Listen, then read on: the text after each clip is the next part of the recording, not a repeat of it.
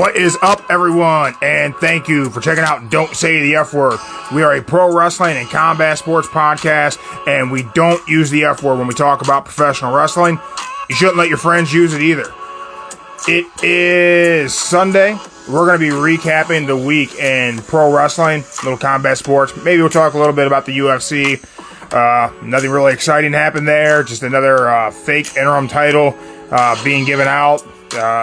Kind of nonsensical. Only cool thing from the UFC yesterday was that Logan Paul was in the crowd with his WWE United States Championship that he got from Rey Mysterio.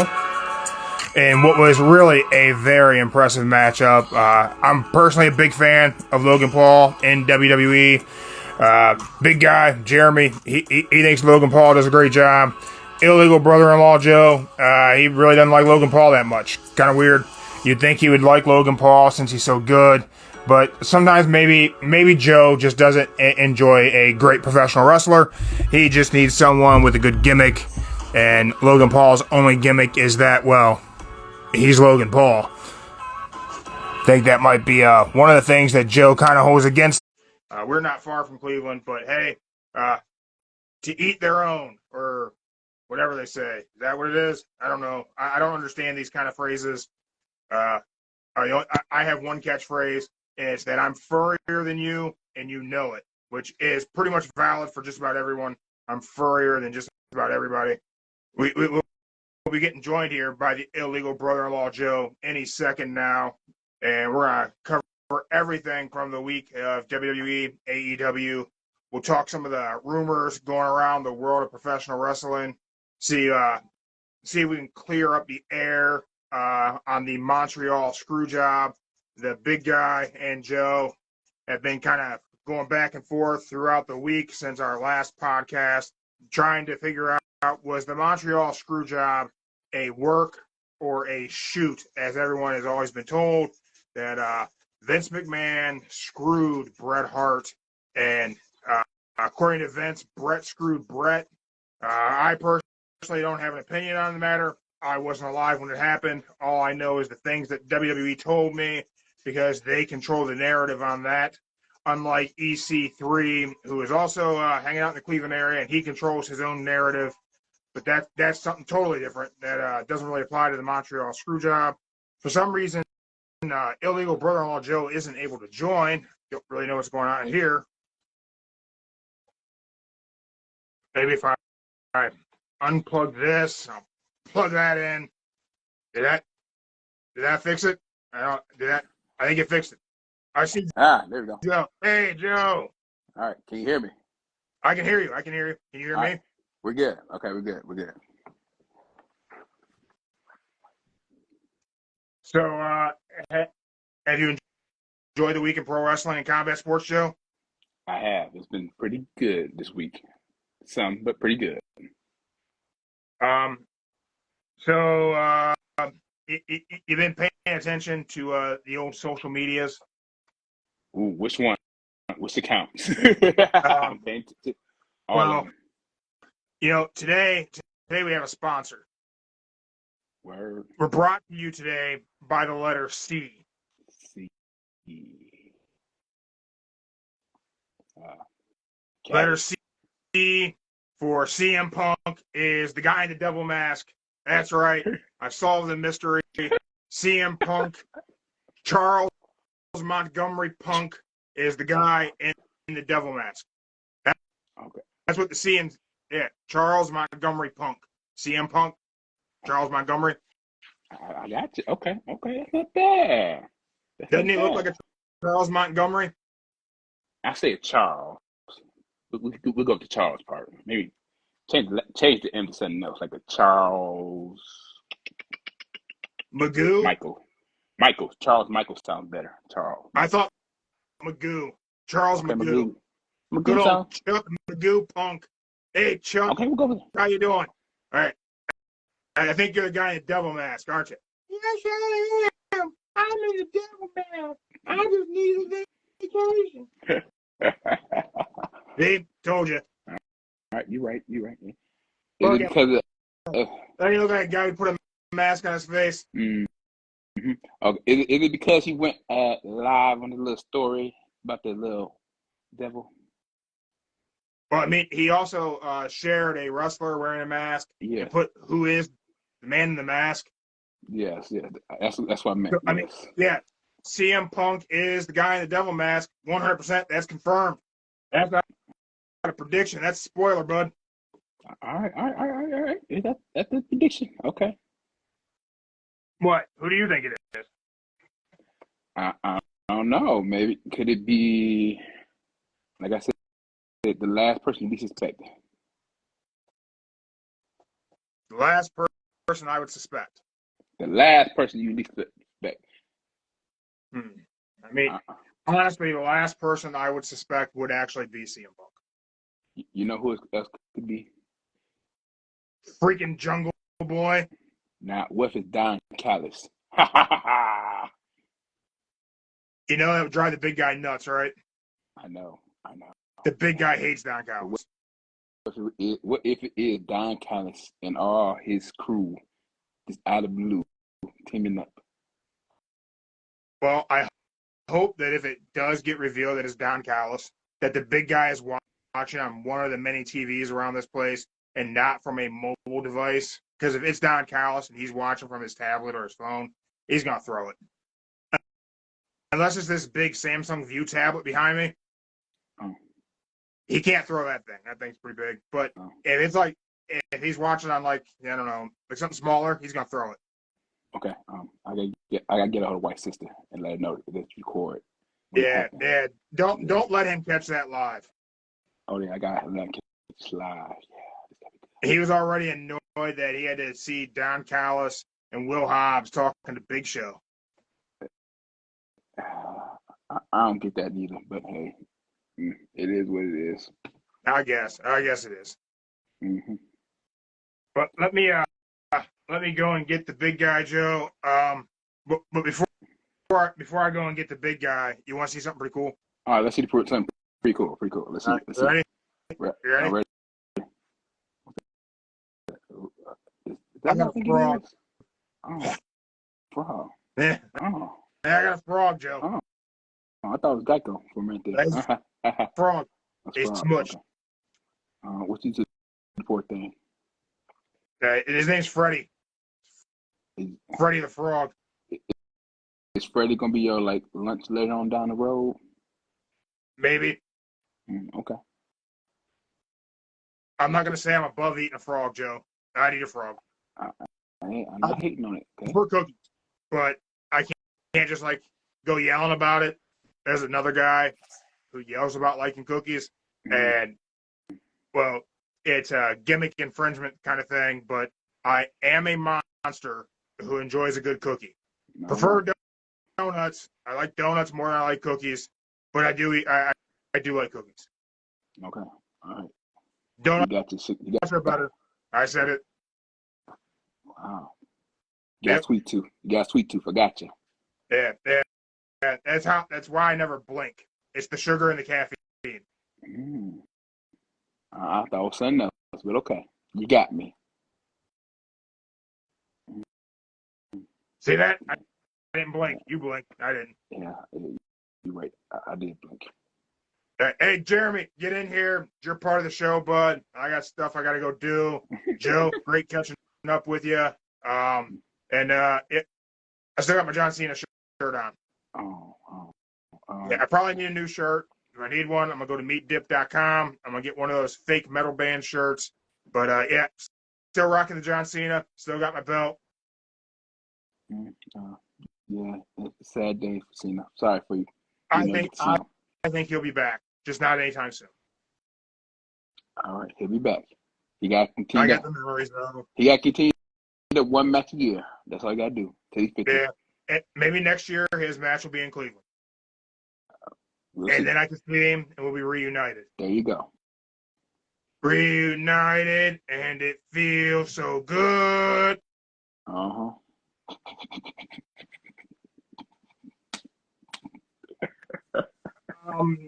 He wasn't just singing copyrighted music, was he? No. No copyright music. There was no copyright music. Oof. Good. I made sure that all he just said was reunited. That was it. All right. He didn't have any background music playing while he was singing that, did he? No background. YouTube gets real iffy with shit. So Yes, I don't want to put this on there and all of a sudden, back in trouble. yeah, I'm sure 60 groups are not going to come after you for saying reunited. Oh, a sweater now? Okay. Sponsored by who? Got a nice Don't Say the F Word Pro Wrestling Podcast hoodie on. Okay. Maybe we'll make some merch available. We'll see what we got going on. See what happens. I say sweater is good for now because it's getting cold outside. It is getting cold out there, Joe. Mm-hmm. It's getting cold. Thursday I know. this morning, my friend. Yes, I know. I was not outside on my skateboard today. Not happened. Come on now. No, suck it up. You got to be professional. Rain. Listen, man, it's cold. I don't like cold. I'm not. Don't let the fact that I'm muscular make you think I'm well insulated to be out in the cold. Hey, body fat keeps you warm. That's all I can say. Hey, there's muscle there, Joe. Muscle and body fat still one combined I'm combination. still cold, man. I still don't like being cold. Look, it's just 2 minutes outside ain't gonna kill you. 2 minutes outside in the cold ain't gonna kill you. We're gonna be out there for just 2 minutes. I gotta pull the board out. I'm gonna be out there for a while. And the more your body starts moving, the more you're gonna get warm. So it's good. Oh, that's true. But then I gotta get started tomorrow. Maybe. I think tomorrow I'll be warm. Okay, we'll fine. see. We'll see. I think tomorrow is gonna be a little bit warmer. But then, till then. So I think we need to kick off where we left off. So what's the result seeing?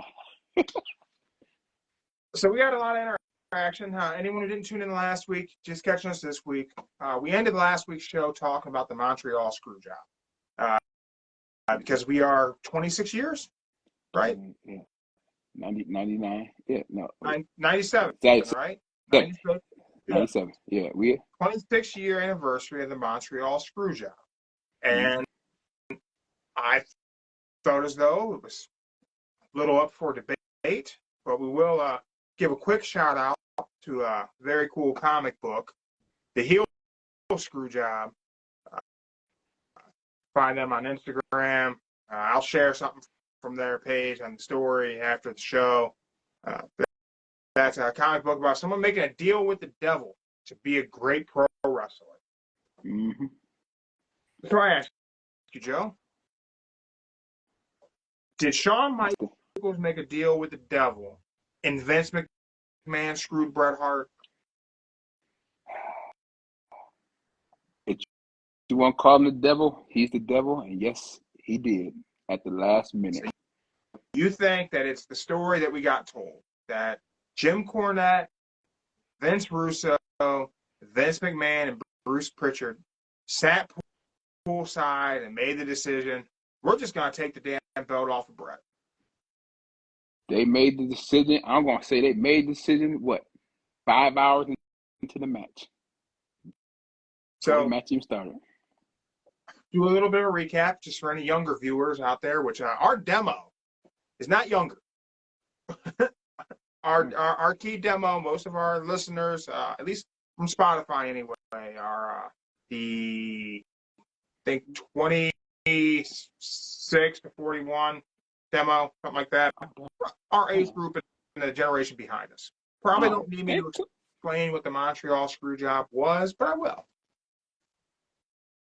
In the fall of 1997, WWE prepared for Survivor Series, and at the time, in preparation, Bret Hart was the WWF at that time. That's before they got the F out, which remind me to circle back to getting the F out later in the show.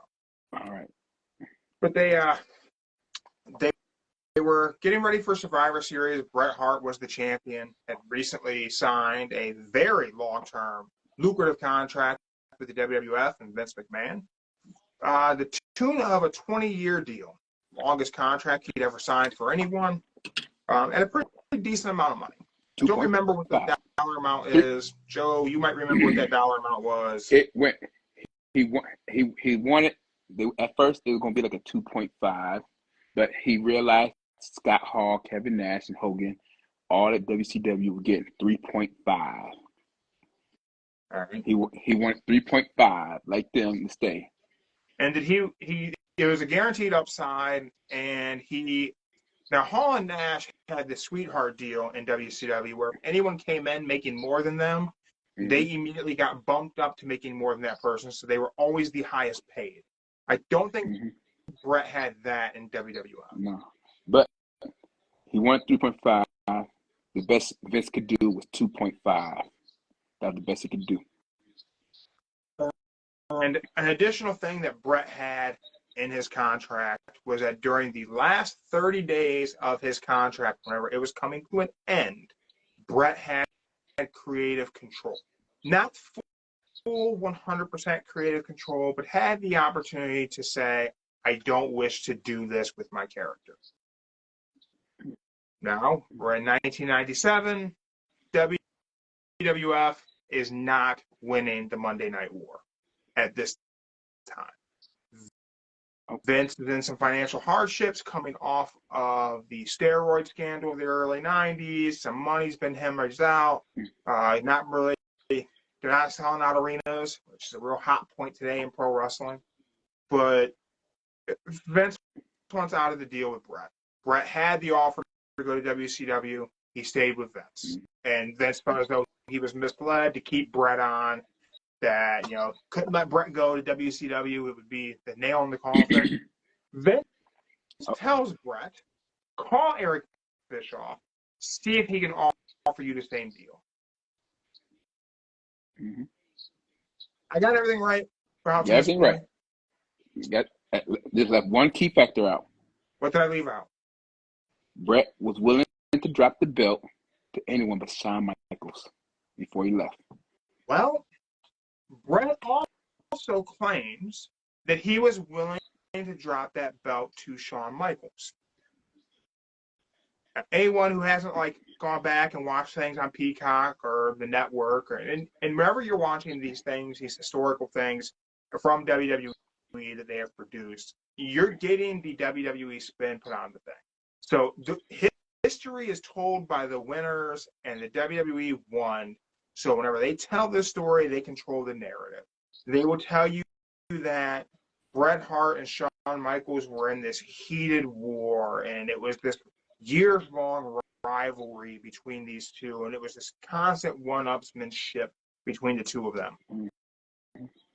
I argue that that's not true. Was there a battle at the top of the card? Sure. Yeah, sure. I think that perhaps at this time in 1997, I don't think it was a battle at the top of the card. I think, sure, Bret was the champion, but I think Shawn was the main eventer. Yes, at the time he was. I think at that time your top of the card guys were Steve Austin, Shawn Michaels, and The Undertaker. Oh, Austin in the moment of Survivor Series, back burner because Owen. And my opinion of Owen Hart's a different conversation entirely, but Bret was the champion, but he wasn't the main event. Not without Shawn. Fair? But that's fair. Is that fair, or am I being too critical? That's fair. But he almost, this is one key element that get left out. He would have dropped it to Stone Cold Steve Austin, but that's when he got the whole neck injury, so he got eliminated. Yep. So let's say the neck injury, let's really put that into perspective. I don't want to beat that one up too much, but Steve Austin's career was cut short because Owen Hart botched a basic move. People really want to put a lot of glory on Owen Hart because his death was so tragic. But the reality is, Owen Hart did a send-out tombstone that Steve Austin asked him not to do. That is true. I see that. Because someone else had previously gotten injured, and Owen said, "That's how I do it." That is true. That is when correct. Owen shouldn't have been doing a tombstone at all, because it's Taker's freaking move. Owen shouldn't have wanted to do the tombstone anyway, let alone do a set out that isn't safe. So AEW can do all the Owen Hart tournaments they want every year. For what reason, I don't understand, because they have no connection to the guy. I understand his wife doesn't want him being connected to WWE. It's absolutely her right. But people love to tout how great Owen was 1996, 1997 to 98 and 99. Nobody bought an Owen Hart t-shirt. When we were in high school, nobody was an Owen Hart fan. We could respect his talent in the ring. He was absolutely very good in the ring. But people act like they were Owen Hart fans, and nobody was. Only when they had the first feud between him and Brett. That's when they became. Brett, that first feud, people picked a side, I guess. But Owen was clear-cut heel. Like, only people who liked the heels liked Owen. But I digress. I'm getting sidetracked. So we really truly only had a brief feud between Brett and Shawn on TV leading up to Survivor Series 97. We had the incarnation of DX and Brett calling them degenerates. We had the Sunny Days promo. What they had was good. Everything leading up, like that end run for Bret Hart and WWE was honestly Bret's best work in pro wrestling. His heel turn that started inside the blue cage on Raw, whenever he shoved Vince down and started exposing that Vince was more than just a commentator. And as he started going into his heel run, heel Bret Hart was the best Bret Hart. Okay. I'm not alone in this one. Okay, great. I agree with you. I'm not alone. That might truly be my, I posted earlier, what's the wrestling take that you will stand on? And that might truly be mine. Bret Hart's best run was his heel run at the end of his WWF career. It was his best work, because it was truly who Bret Hart is, turned up to 11. A guy who complains, old man yelling at the clouds. That's Bret. Always has been. F you, the Americans. Yeah. Overly critical of things that he doesn't really need to be critical of. I mean, true blue boomer behavior. That's Bret Hart. And I mean that in a positive way, because he played that role like perfect. I truly enjoyed heel Bret Hart because it made me love Stone Cold so much more. I mean, without Bret, there is no Steve Austin, not the Stone Cold that we got. You know, his promos, the shit that he would do on Superstars, which is great. The things Bret would do, the promos Bret would cut. His promo on Vince inside Big Blue was amazing. Yeah, that realism that Bret was able to bring in those promos was great. But we get to the fall of 1997, and we were having this brief feud between Bret and Shawn. Yeah, they had the Iron Man. Yeah, the Dirt Sheets was telling us teenage kids that they didn't like each other, and there was backstage fights and these things. But a lot of that wasn't playing out on TV necessarily. A little bit of realism things in their promos, a little bit of pokes at each other. But most of that was agreed to. Like, Shawn was okay with Bret implying that he was gay. Ooh, the only one they did not agree to was the Sunny Days. Right. And I mean, you really kind of had to be dug into the rumor mill to get that that's what that promo was. Like, our dude Dave from Redline Radio, like, I remember him getting what that promo was in high school. I don't think I got it back then. I don't think I picked up on that's what Shawn was implying. I ain't getting either until 15 years later when YouTube became famous and people started talking about, hey. I feel like I have a memory of like Dave saying, like, telling me that's what that was. But that promo takes place, and that's really where the animosity kicks up between these two. And that's where we're told it kicks up, right? That's the narrative. That's the story we've been told since 1997. And the Bret Hart Wrestling with Shadows documentary came out shortly after the instance of Survivor Series. Oh. So, okay. And also, what really kicked it off was Shawn Michaels.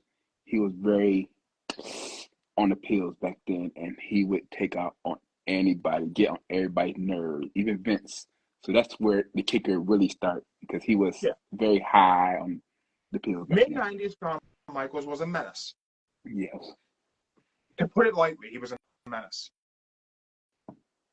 So that promo takes place. There's a lot of conversation of, Bret's leaving, needs to put Shawn over. Bret claims that he was up for it, going to do it, until Shawn said, hey, so I wouldn't do it for you. That is true. That's where I start feeling like there's holes in the story. No. Why does Shawn say that? Because that's the messed up Shawn talking. Because messed up That's Shawn. how human beings talk to each other, man. That's how Shawn talks to everybody back in the day when he was. I get that Shawn was a dick. I get it. I do. People don't talk to each other. Hey, I appreciate that you would do this for me. But just so you know, co-worker of mine, I wouldn't do the same for you. People don't talk like that. You do know the Undertaker talked to him after they said that, right? Allegedly. But they said Undertaker, when Undertaker found out about it, he went and had a talk with Shawn and asked him about that. And don't know the whole conversation about it, but they had talked. But that's what was told. So I vividly remember watching Survivor Series 97 when it took place. The whole different feel of the match, how it was a big brawl on the outside, and everything just felt like different. Commentary was kind of different. Like there was, and like in that time, and like people got to understand, like minimal wrestling fans were on the internet in 1997. I wasn't getting stuff off the internet in 97 for all the things I knew about pro wrestling. I was buying PWI. I was going to the convenient on Lake Avenue. My mom would take me there, and I would buy wrestling magazines on a weekly basis. $3. I would leave your sister's house, my now wife. My mom would pick me up and bring me home. We could stop by convenient, and I would go in and I'd get the new wrestling magazines. So you got to figure most of the information you were getting from the wrestling magazines at the very best, was 2 weeks old when you were reading it. Yeah. Unlike today, where I can watch SmackDown and I can update our website Friday night. I can rate it, grade the matches, put it on the site. We're solid. There you go. It was 2 weeks. So as you were reading that, the week of Survivor Series, that there was animosity backstage and they weren't getting along, blah, blah, blah. The dirt sheets didn't know Bret was leaving. That is true. That information wasn't out there to everybody. So JR and Jerry Lawler's tone of, could this be the last time we see Bret Hart, wasn't necessary in commentary. Also, you got to think about it. Back then, they didn't have no written down script. They had to go theme right off the top of the head, say what's coming out their mind. Right. And they also didn't have Vince in their ear throughout the entire thing telling them exactly what to say. And definitely that night, Vince wasn't in Gorilla for the main event. So Vince wasn't in their headset anyway for the main event. Because he came to the ring. He did. So that tone and that atmosphere that they gave us on commentary was letting us know, it was kind of foreshadowing that Bret's leaving. that they were kind of telling us. We have the match, which honestly, I think it was, I still believe it to be a great match. With the backstory, with the chemistry those two had, the match was actually really good. It was the brawl to the outside, it was not the most technical, but these two, they really did some work there. Now, I get it. Wrestling's a whole different show, different business, but if you were a guy who was about to screw over your coworker, would you go out there and put on a banger? I would put on a banger. If it means, okay. Sean wasn't even trying to screw Hulk Hogan over, and he worked Hogan at SummerSlam. Okay, let's put it this way. If I knew I had that one final job to do, that one job that I was going to get paid a ton of money for, that could probably last me a whole year or two, just for one night, just to screw one person over, okay, yes, I would talk to the devil and be on the devil's side because I'll be financially stable for that next 2 to 3 years with the big paycheck that I got. I'll be set.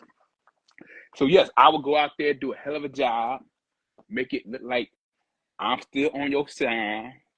We are on the same page. But when I know it's page 3 and it's time to go to that 1, 2, 3, I don't know shit. Sorry, I ain't know nothing about it. I'm with you. I knew we had to do punch in. We had to do it this way, then punch out. But in the middle, before I punched in, I got told, yeah, you gotta do this. You gotta skip the normal routine, just add it, tweak it just a little bit. And as you tweak it, you don't know shit. You don't know nothing. I'm paying you to say nothing, and at the end of this is your life. My boss telling me he will take full responsibility of it, and me to zip my mouth and not be the whistleblower. Bing. Man, I don't know. So we get to the end of the match. If you believe what Bret Hart told us in Wrestling with Shadows, that it was supposed to be a melee at the end. It ends with a crazy DQ of all this outside interference. A big Shawn goes to put him in the sharpshooter. He reverses it, then everybody rushes the ring. Big DQ, big mess. And then he was willing to drop the belt the next night on Raw to Shawn, when he would not have been under contract to show up. Here we go. Because Survivor Series was the last night of his contract. Now, the story we're told is that Vince McMahon, Vince Russo, Bruce Pritchard, Jim Cornette made the decision that week. We're taking the belt off of him. Gonna work on this whole thing. Vince will come out. He'll tell the referee to call for the bell. They told Earl Hebner, this is gonna happen. Call for the bell. Giving Shawn the belt. Getting the hell out of here. All this takes place while Bret Hart's documentary crew is filming footage for Bret Hart Wrestling with Shadows documentary. Story is they wanted to make sure they got the belt off of Bret because they thought he was going to go to WCW the next night with the belt. Mm-hmm. Survivor Series 1997 takes place. Shawn Michaels is given the victory because Earl Hebner calls for the bell, claiming that Bret Hart had submitted and given him the title. It's November 1997. Mm-hmm. Many years after Vince McMahon let us know that professional wrestling was sports entertainment, that the outcomes of the match are predetermined, and no one's really trying to hurt anyone. Would we have needed to work the finish to take the belt off of Bret? Considering that Vince had already... We're not protecting kayfabe here in 1997 WWF. It's not what's happening. No one's trying to protect kayfabe. Mm-hmm. So that to me, that piece of it, that we're protecting the business and protecting kayfabe by this ending, doesn't make any sense because we were all already in on the work. Vince had already told all of us about the F word. We already knew. Now, the finish happens. Bret hacks a loogie in Vince's face. Mm-hmm. And he takes it, doesn't retaliate. Gives Shawn the belt. Shawn acts surprised as hell. I'm so mad I got this belt. Stomp off. Goes back to the back. While Bret Hart then goes outside of the ring and starts smashing commentary monitors. That's true. Hold on. Now, I don't know how much commentary monitors cost. I would imagine in 1997 they were not cheap.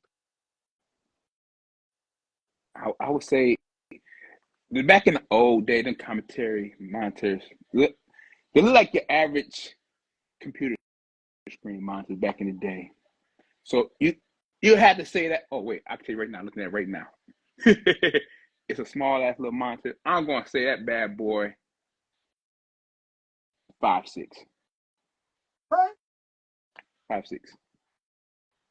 If you were essentially firing a guy anyway, wouldn't you have had security stop him from smashing up your shit? No. Yeah. Why? It doesn't benefit Vince to have this footage. Theoretically, a terminated employee, an independent contractor, I get it. But a guy who's no longer part of the company is damaging company equipment right now. Isn't part of the show. But you got to realize, they damaged a lot of property back in the day. Pay-per-view's over. You're not seeing this from your satellite provider. This is just happening for the people in the arena. Oh, hold on. Why wouldn't security have stopped Bret from destroying WWF property?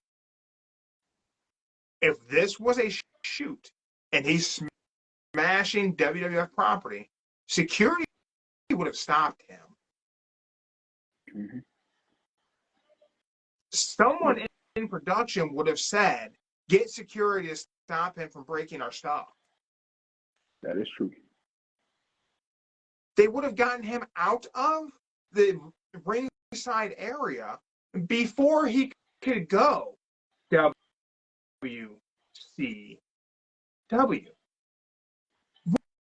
Why would they want to have that footage? You know what? I got something to tell you right now. I just went to Peacock right now, and I'm at the footage right now. Now, when you said that, I realized right now on Peacock, they got it for 2 hours and 42 minutes. And I'm looking at the match right now. We at 2 minutes and 39 seconds. They ain't going to show that footage. 2 hours and 39 minutes. And the whole thing's on here for 2 hours and 43 minutes. Wait. Here we go. Oh, wait, we ain't there yet. But yeah, they definitely cut out some time in this video footage. Why would WWF have wanted to have had that recorded? I don't know. Because this is 1997. 97. We're still inside the 83 weeks. Okay. Well, there was belief in 1997 that WCW could put WWF out of business. All right, I'm gonna do one thing, just so you don't get fined real fast. Here you go. Look at that. You got like, there we go. 3 minutes bam, left. Here we are. 3 minutes left. All right. I ain't trying to get fined, so I'm doing a 10-second glimpse. Yeah. I mean, we're talking about a situation that commentary the night of the pay-per-view would have had us believing that we could have been witnessing a riot. Mm-hmm. If Shawn won, let alone Bret getting screwed.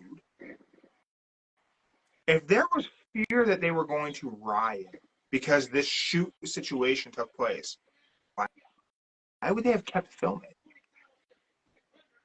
Why would they have kept the documentary crew there?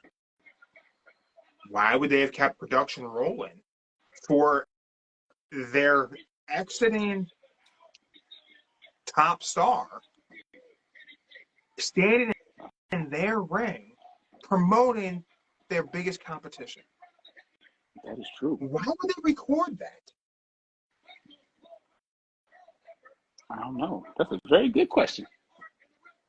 That's a very good question. Now, whenever we look back and we have the benefit of hindsight, and we also have WWE controlling the narrative. Mm-hmm. Oh yeah, well, WWE won the war anyway, so it doesn't matter that Brett did. Here you go. Here you go.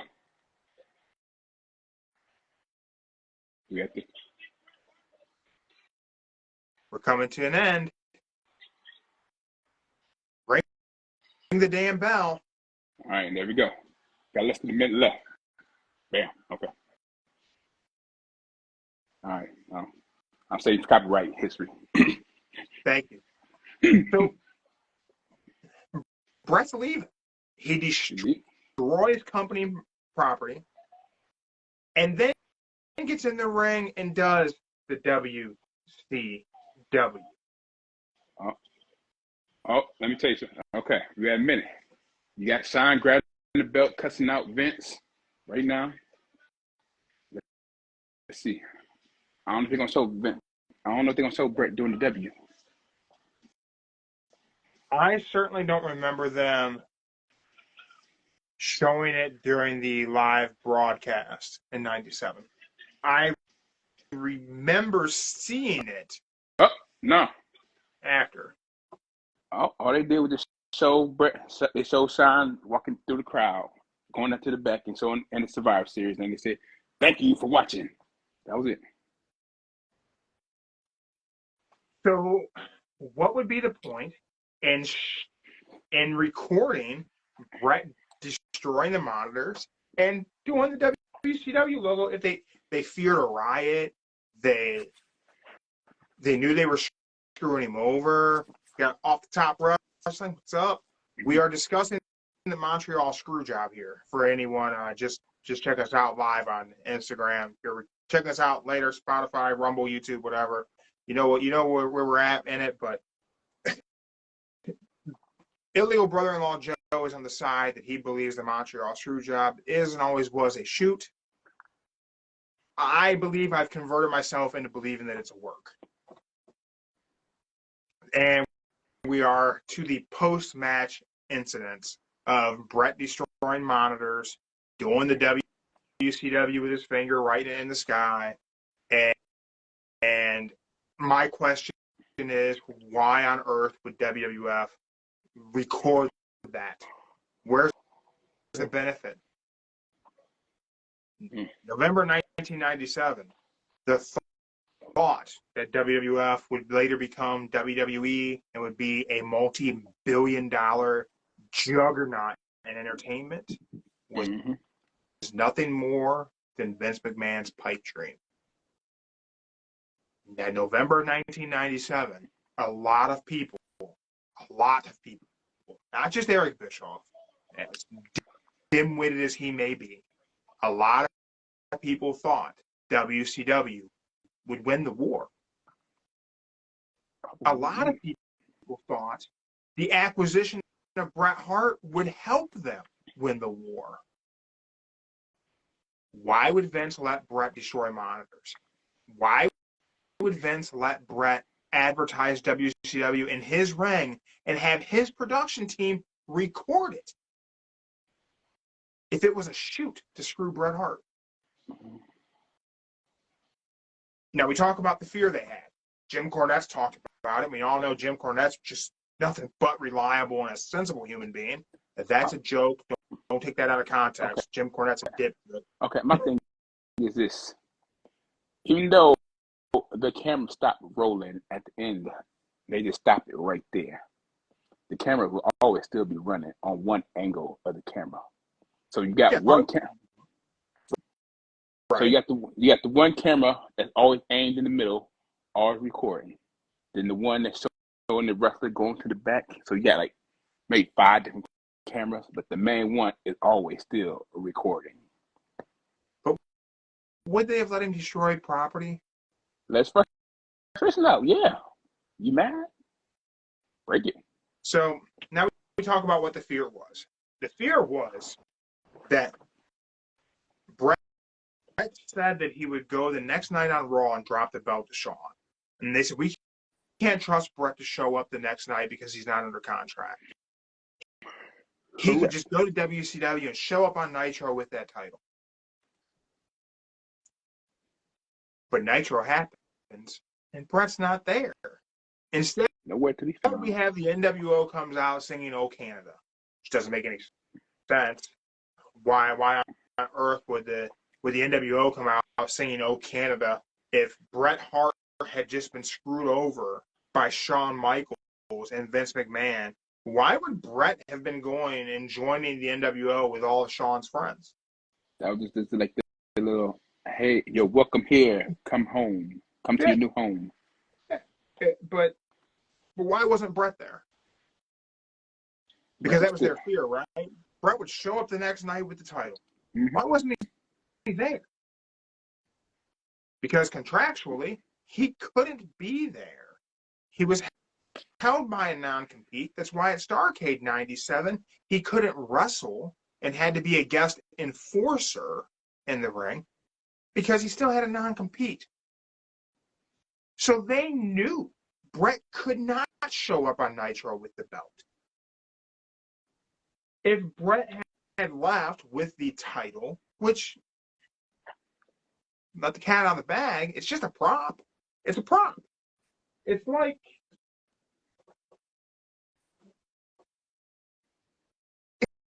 it's just a prop. They have more than one. But so if Bret left with this one, they could have just given Shawn a different one the next night. And they could have cut a promo and said, Bret Hart's going to show up down south. He may or may not be in possession of our property, this prop here, that belongs to the World Wrestling Federation. And if he does, we're going to sue him. We're going to sue Ted Turner. We're going to sue Eric Bischoff. We're going to do all these things, and they could have just defamed Bret Hart's character, which they did anyway. They did bring out a little person dressed as Bret Hart and let Shawn beat him up. But you got to remember, back then, they didn't have many different replica belts back then. You only had one belt, and you had to carry that belt with you everywhere you went. Even in a rental car, airport, they had that one belt. Made. It would take another made. They wouldn't haven't made in time. I have a hard time believing that fear that he was going to show up on Nitro with the title is real. If it was 1977, okay. Yeah, I'd give you even 1987. 97? But you leave out the one thing that why Vince feared that. There's only one reason why. Medusa did it. Medusa did it. There you go. Medusa. He didn't want to see another Medusa incident, so he did. That's another reason why he did it. But he knew Bret couldn't go the next night. But did anybody else think that? He probably forgot about that. Bret probably, everybody who doing this whole contract thing, all probably forgot about it. Way they forgot about that. They had already dropped the ball on 2 different contracts. They weren't paying attention for Lex Luger, and Lex Luger wrestled a WWF house show on a Sunday, showed up to the first Nitro on a Monday. They also didn't have Rick Rude held down to a contract, so he was on. He got. Well, no, that was post Survivor Series though, right? Rick Rude. That was in December of '97. Yeah, but Rick Rude showed up on Monday Night Raw because they taped it back then. Right. But then when they did that live, was Survivor Series though, I think. Yeah, no. The following Monday, because after he screwed Bret, he got mad. Yeah, he was on there that 1 month. The screw job. Oh, like he was there. He was there for that following Monday to record it after the Survivor Series. That's when he left. And then that's when he went to Nitro the next day. Well, the same week, take it back, the same week, but he shaved. I don't know. I will tell you for a very long time, I totally believed that the whole Montreal Screwjob was a complete shoot, and I still truly hold it to being one of the most important things to happen in professional wrestling ever. Not just in my lifetime, but ever. Mm-hmm. I think it's important. I think it was a butterfly effect. I think that was a rock in a pond that caused a ripple effect that made a lot of change happen. I always believed it to be a shoot. Until recently. I'm hung up on the contract and the non-compete. And I'm hung up on the non-compete because over the recent years of WWE releasing people and us seeing how these non-compete clauses work, can't go anywhere. Can't do anything. You're still getting paid for 90 days. Yep. You can't go anywhere. You can't do anything until you're free and clear from your non-compete clause. We were always told they were afraid Brett would go the next night to Nitro with that title. But they always knew Brett couldn't do that from a contractual standpoint. So why be afraid of something you know he cannot do? He can't do it. So whenever there's that one plot hole, we take away the destroying company property. I consider that a plot hole now, but it started with the non-compete. Take away the recording him doing WCW. Someone in production would have said, kill the camera. Kill the feed. Don't record that. Get him out of the ring. You fear there's going to be a riot. Get the guy who's going to incite the riot out of the arena. Why would you let him do that? Because you were really afraid of a riot. You wouldn't let him do it. But they did the right thing. You were looking for source material, for a story that you had laid the groundwork for. You want to make sure you had everything recorded. Hey, but they did the right thing. They got Shine out there first. Take that back. Girl, I feel bad for Earl Hebner. He's the first one. Oh, he has his brother waiting outside the arena with his car just to drive off. Poor Earl. And then Sean. Then Vinnie Mac.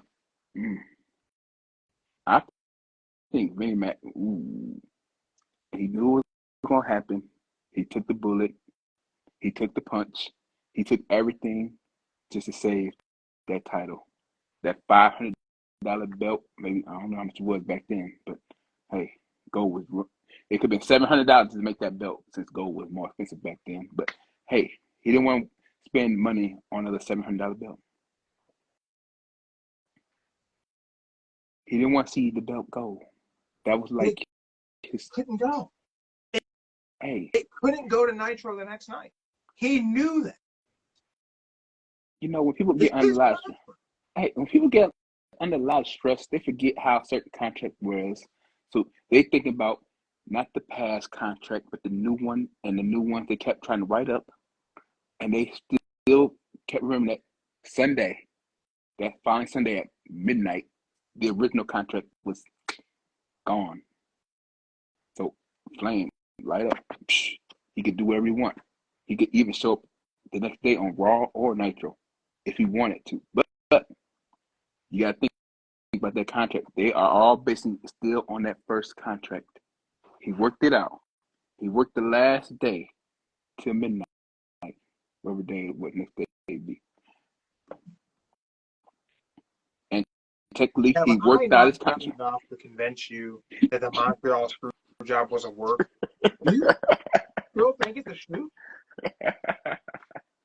Hey, I'm just trying to lay it down the sand. I'm just laying the sand down. That's how it was back then. If you work out the contract, you do the whole 90, whatever, how many days it is. He worked the last day of the contract at midnight. It's a wrap. Done. Expired. except for the non-compete clause. I ain't know about in my defense. I did not know there was a non-complete clause. I did not know that part. Okay, That's why he wasn't there the next night on Nitro. Do you think if Eric Bischoff could have gotten Bret Hart the next night on Nitro, that he wouldn't have backed up the Brinks truck and paid whatever dollar amount he could to have Bret Hart be on there the next night on Nitro, instead of everyone tuning in to the NWO singing "Oh Canada," which immediately, I don't know if you remember tuning in to that Nitro and seeing that Bret wasn't there, I know for a fact I got to turn the channel to Raw immediately. Bret's not there. I want to see what Sean's doing. I turned the channel immediately. No hesitation. Bret's not at Nitro. What's going to happen on Raw? I'm just going to say one thing. Back in the day, it was kind of hard because you didn't have that little button on the remote to go back and forth. You had to keep pressing up, channel, up, just to get to the channel fast. Yeah. I would also record Raw and Nitro. I'd record both shows. So I would channel surf while recording both shows. My TV couldn't do that stuff back then. I had a VCR in my bedroom and a VCR in the living room, and I'd record both shows. And if memory serves me right, I think at one point I had 2 TVs going in my bedroom. I just watched both shows. Well, you got me beat right there. Yeah, I'm the flicker back and forth now. Yeah. Yeah, my wrestling nerddom runs deep. Yeah, you got me beat. Yeah. Yeah, and now that I've said it out loud, it sounds kind of pathetic. No, not pathetic. That's pretty good. Yeah. Tell you I'm autistic without telling you I'm autistic. And I would rewatch the shows numerous times throughout the week too. I'm not down. But yeah, like I said, mine didn't work that. I wasn't that lucky. I had to either flip back and forth. Like, this one's good. Yeah, I don't know. I struggle to believe it's a shoot nowadays. And I think it's just because I don't trust anything anymore. No matter what's going on, I think it's a scam, and I think I'm getting worked. You know what? I feel like this is gonna be like a part 3 documentary we're doing on this podcast. This will just keep coming back. It's gonna be a part 3 coming. I feel it. I just feel it coming. It's gonna be part 3. Well, we'll kick into a little bit more modern times. Man, who do you think's in the Devil Mask? Okay, who I think in the Devil Mask? I want to just say this. I put a lot of stuff out there on the Instagram about it being CM Punk. Yes. I don't think it's CM Punk. If it turns out to be CM Punk, I don't think that was the plan. But I think that Punk wasn't able to go to WWE, worked out a deal to come back to AEW. I could be wrong, but I certainly don't think it's Punk. I absolutely love that AEW is leaning into the rumors that Punk's coming back to AEW. WWE is leaning into the rumors that Punk's coming back to WWE. And CM Punk himself is playing both sides of the fence. It's fantastic. I know. No one can captivate the wrestling community like CM Punk. And it pisses me off that no one else can do it. I mean, you got. I mean, Kenny called the Buck children on Dynamite. MJF referred to himself as the real world champion on Dynamite. And the Masked Men threw the Acclaim through real glass. Mm-hmm. While Justin Timberlake's Cry Me a River was playing in the arena. That part's not true. I added that. Because you imagine if they went that deep with it. I can't imagine. All I can say is this. I don't know what show. If he's going to be at Survivor Series Sunday, okay. Or Saturday. Take it back Saturday. If he be there, he'd be there. If he's the Mask, he is the guy behind the mask. That is like I said last week. It's like one that's up there with the Montreal Screwjob, screwing everybody out of thinking he is fired, you can't come back, etc. But you know what? But you know what? Would be funny? Let's just say, let's just hypothetically put it like this: they said CM Punk is fired from AEW. They never said CM Punk got fired from Ring of Honor. So technically, he could be fired from AEW, but get hired under Ring of Honor. On one of our posts on Pat, I can't remember if it was Instagram or Facebook, someone had commented they were at the Dynamite where Tony Khan announced that Punk had been fired, or Collision, whichever show it was where he announced it. Collision. Yeah, it was Collision, right? It was Collision. They said they were there. They were in attendance, bought tickets, whatever. And they said that as it was happening, they felt like Tony Khan was lying. They said they don't know how it came across on TV. They said in the arena, whenever they did it, it felt like it was a work. That he felt like Tony Khan was just like playing the character of Tony Khan. Now, if all of this, the backstage incident between him and Jack Perry, the incident that made Tony Khan fear for his life, all the little stories that got the Dave Meltzer to get to the internet wrestling community, and I don't want to call them out by name, but they have a whole different culture about themselves. Because last time I mentioned them, we got in trouble with YouTube. Your cultaholics and different cultures, YouTube channels reporting all this stuff. It's well known that Punk doesn't like the internet wrestling community. Oh no, he don't. He doesn't like your Dave Meltzers, your Sean Ross Saps. He doesn't like those guys. Could CM Punk have orchestrated a story that involves working everyone to take a back seat, let a story cook, get the entire world in wrestling talking about him again? It's essentially kind of playing the Brian Pillman thing. Let me go so I can go and talk to people. I'll come back. I'll do the thing. But I'm going to go do this thing and get everybody talking. Pillman did that to Bischoff. I want to go to ECW and people think I'm crazy. I'm going to go and talk to Vince, but I'm not going to sign with him. And then he signed with him. But you think he would take that risk of knowing he got two other people fired that he was close friends with? Who did he get fired? What's it called? Stu. What's his name? Yeah. Stu. Stu. Shit, not Stu. Damn it. I see his face. He just got hired by TNA. No, it's not Stu. It's blind guy. Oh God. Coco Band's old partner. Oh God, what's his name? Oh, Ace Steel. There we go. Steel, yeah. But Ace Steel never even got brought back after he bit Kenny Omega. But he got fired at the CM Punk incident, the last one with Jake Perry. That's when he got fired. It'd be a work too. I mean, I don't know, man. Again, I don't think it's Punk. But what if they pull this off?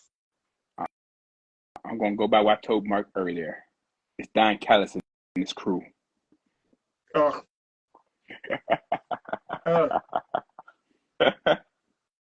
What did Mark think of that? He said, make sure you're not watching it. Yeah. I don't want to see it be Don Callis. Yeah, he said, make sure you're not watching it. And he said, especially you're not watching it on your phone or tablet. Yeah, that'd be bad. I just hate that. He looks like a hot dog. He's just dumb looking. He could be dumb looking, but he's still smart in the business. He got time. He knows his stuff. I did think Dynamite was a great show this week. I thought that cliffhanger ending with the devil and the henchmen, all that. I thought that was a really great way to end the show. I thought all the matches were really solid. I thought Raw and SmackDown. I mean, I just thought it was a great week of wrestling. That Collision had some good matches. Sting looked really good. That Trios matchup, like, it's crazy to think that he's hanging it up. I mean, I understand, and more power to him. He's done more than. I'm glad he's getting the call on his terms while he's still able to go in the ring and still looks so impressive. He's still doing a great job. Hey, I give this thing. He being smarter than all the ones before him. He's stopping when he knows his body can't go no more. Yeah, he's just doing great work. His run in AEW has been fantastic. Christian Cage's run in AEW has been fantastic. Hopefully, Adam Copeland can find something fantastic to do in AEW. Don't know that he'll win me over necessarily, but it's just not a character that's built for me. I don't know about Adam. I like Adam, but I don't know. I just don't know yet. He currently seems misplaced in AEW. I mean, we knew he was gonna. Yeah, and his first tag team match was with Darby last night. Yeah. He looked good. I mean, still looks great. He's still going the ring. It just feels a little off because he's such a WWE performer, and his style is so WWE. So it's just a little weird. He'll know how to switch it up. That's the thing. Look at Christian Cage. He switched it up for crying out loud. He got it. He's great. His character work is some of the best work of his entire career. Mm-hmm. I would say his best work is when he went to TNA. He was a heel, kind of like he became a little heel. He was a good guy, but then he turned into a heel. Yeah. Then bam, he went back to WWE, but now he being his true self. He being a true heel. Yeah, he does great heel work. I mean, talking about the dead parents for crying out loud. Pretty much confirmed that WWE will announce 5th men for the War Games match because they want to squash CM Punk rumors. Got the rumor it could be Randy Orton. I heard the 2 rumors already. So, What'd you hear? All right. For Judgment Day, it's going to be Drew McIntyre. And for, I don't know what you want to call it, Team J. Rhodey, it's going to be Randy Orton. What the heck of a match to bring Orton back to do? His first match back to do War Games. Mm-hmm. And the main reason why they're doing that is because they don't want people to. They want you to forget about Roman Reigns not being there, so they gotta have Randy Orton be a surprise.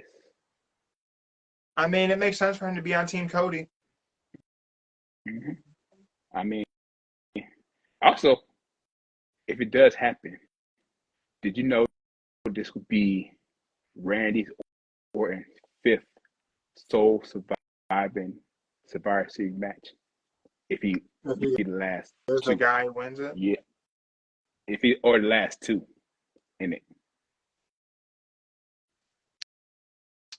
That'd be pretty cool. Mm-hmm. I guess we'll find out tomorrow night if that's the development in the men's War Game match. Nah, they're gonna wait. They're gonna wait till like that very last week. You think? They're gonna wait till that last week.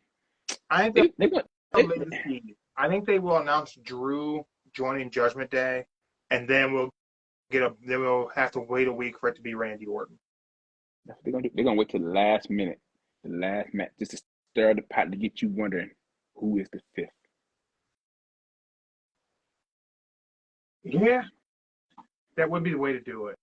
Well, I want everyone to drop it in the comments here. If you're listening on Spotify, I'll put a poll up for you to vote of who you think is going to be joining the team. You think Randy Orton's coming back, or you think it's going to be CM Punk in Chicago? I don't think it's going to be Punk at all. You know, it'd be funny. Let's just say, this is my prediction, man. Let's just say at the end of the show, how Triple H likes to do things like he did on NXT. So a little graphic at the end, like it's going off, and then ding, then you get the static to it. Yeah. And Cold personality plays. I don't know if you're going to, I think he can get a different song. He need to get a different song. I don't think they should. I mean, he should get a different song just to throw people off just in the beginning. And I think he should stick with it. It's so nostalgic. The crowd loves to sing along. My thing is, WWE doesn't need CM Punk. That's my whole thing. They don't need him. There's nowhere really for him to fit in without pushing somebody out of the spot. That is true. And the money's there for him to do it. I just don't think they need to do it. Time will tell. But I think that's a good show. Let us know. Montreal Screwjob, work or a shoot. I think this will forever have some division. I don't know. I struggle with it. Just some things don't add up for me personally. I don't know. Anything to leave everybody with, Joe? Yes. Believe me when I say it was all pre-planned at the last minute. Don't listen to them. Believe me. And also remember to find us on YouTube, Rumble, Spotify, Google Play, Apple Music, and all your lovely podcasts around the world. It's been Don't Say the F Word, Pro Wrestling Combat Sports Podcast. We do not use the F word when we talk about professional wrestling. Don't let your friends use it either. We're out. Peace.